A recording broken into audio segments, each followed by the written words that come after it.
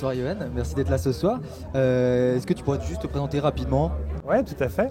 Alors donc je suis Yoann Gabori, je suis développeur Python Django depuis une dizaine d'années maintenant.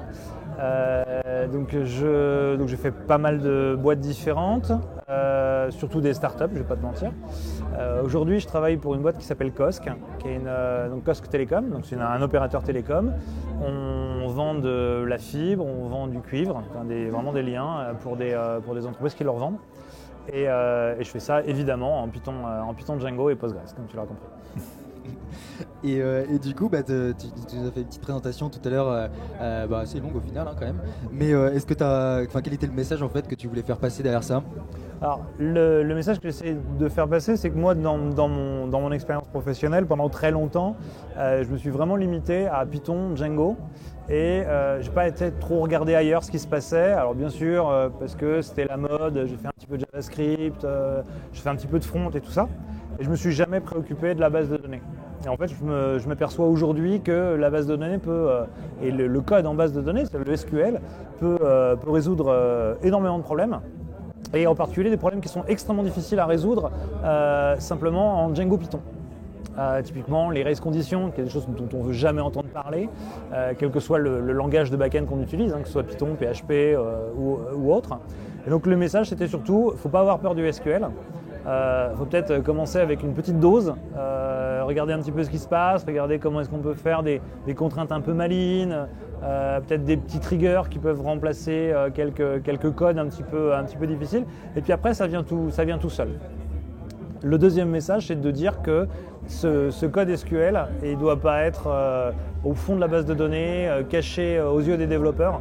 Et au contraire, ça doit être quelque chose qui doit être dans ton Git, qui doit être visible, qui doit être que tu dois pouvoir modifier, sur lequel tu vas pouvoir continuer à retravailler et que tu dois commenter, que tu dois traiter en fait exactement de la même manière que ton code Python, que ton code JavaScript ou d'autres langages, quoi.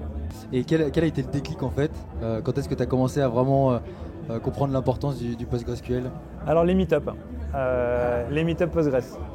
J'ai été, je crois, à l'un des premiers meet-up Postgres, parce que je connaissais du monde qui aimait Postgres. J'étais au premier meet-up et j'ai absolument rien compris en fait. Les gens parlaient de choses qui m'étaient complètement étrangères. Mais la bière était bonne, donc du coup j'ai décidé de revenir. Et au bout de 2 ou 3 fois, il y avait des petits bouts que je commençais à comprendre.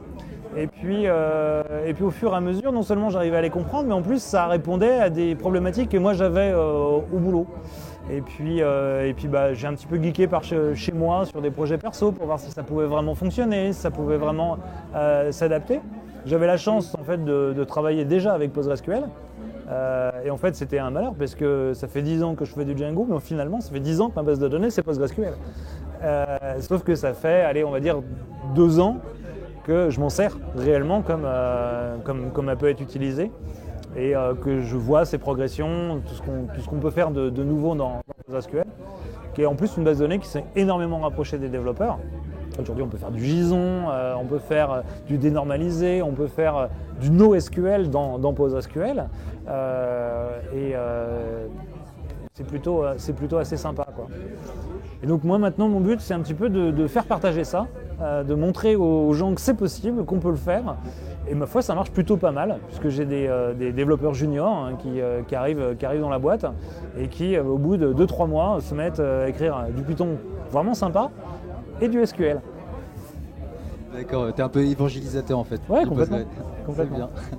Ok, et du coup une question qui a un peu moins de rapport, mais je pense que dans beaucoup de boîtes c'est le cas. Il y a souvent une petite tension en fait qui est créée entre la partie dev et la partie commerciale, peut-être à cause d'incompréhension ou quoi que ce soit. Est-ce que tu as un petit conseil, parce qu'on sait que la bonne coopération entre les deux permettra une meilleure réussite aussi. Est-ce que tu as un petit conseil à donner à l'une ou des deux parties pour que ça aille mieux? Je vais faire un parallèle entre le développeur et le DBA. Et puis le développeur et le commercial, c'est un petit peu la même chose. C'est des gens qui à la base n'ont pas envie de se parler, ne se parlent pas, qui ont énormément à s'apporter, mais qui ne s'en rendent peut-être pas forcément compte. Ce qu'il faut, c'est qu'en fait, il y en ait un des deux qui aille vers l'autre. Et tout simplement, en fait, discuter, dialoguer, échanger, essayer de comprendre le métier de l'autre. Et quand tu essayes de comprendre le métier de l'autre, tu comprends mieux le tien. En tant que développeur, tu vas voir un commercial, tu discutes un petit peu avec lui et tu te rends compte que le truc sur lequel vous êtes en train de vous arracher les cheveux, que ça fait 3 mois que vous n'avez toujours pas livré, que lui il n'en peut plus, c'est pas en fait ça dont il a réellement besoin. Ce qu'il a besoin, c'est un petit truc que tu pourrais lui faire en 5 minutes, qui lui peut-être pourrait lui sauver un client, 2 clients. Parce que juste au passage, le commercial c'est celui qui me donne à manger. Moi sans commercial, mon code il vaut rien, hein, c'est lui qui le vend.